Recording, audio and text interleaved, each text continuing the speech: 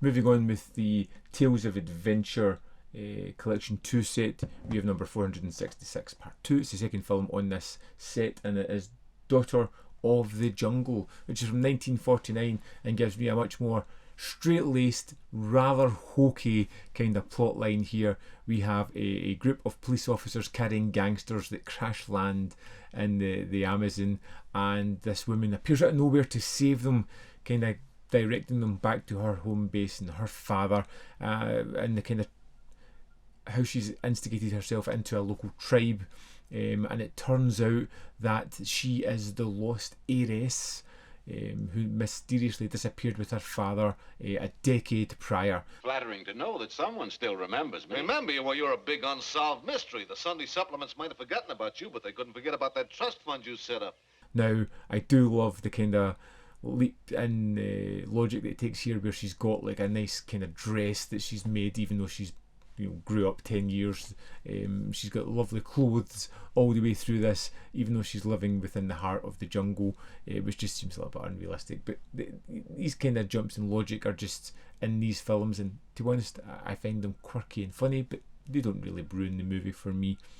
And the police officers and the criminals understand that there's a set period of time to get this girl back to civilization, to and get her money that she should get from an inheritance, a large sum of money, which everybody wants.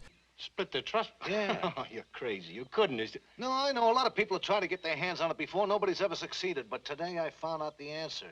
So you've got all these factors going on of people trying to figure a way out of this forest and how they're going to get this girl back to civilization. But of course, wouldn't you believe it, they've angered a local tribe, headhunters who are chasing after these men all the way through the film as well. So we've got that kind of pressure going on.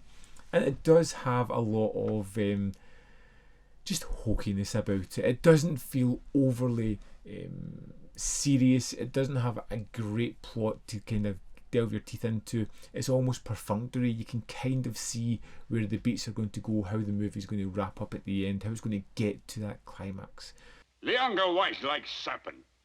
Maharib swear by voodoo god he kill a white man. I do like some of the cinematography of them moving through the jungle, the kind of location where they kind of hang out for a little bit, the look of the tribesfolk. It's all kind of fun, but it's all a Hollywoodized version of what reality would be, and there is fun to be had in that. The story's not boring, and it's not disinteresting in any way. It's just something that's very familiar, something that you can obviously see where the beats are going to land, and it doesn't really offer anything in the way of surprises. It's an interesting watch, one that I enjoyed sitting down to and checking out for the brief runtime that it is. I think 70 minutes. It was an easy one to just let wash over me, knowing that I didn't really have to think too hard about it. I just had to lie back and enjoy what was happening on screen. And as soon as it finished, instantly start forgetting everything that I had just seen previously.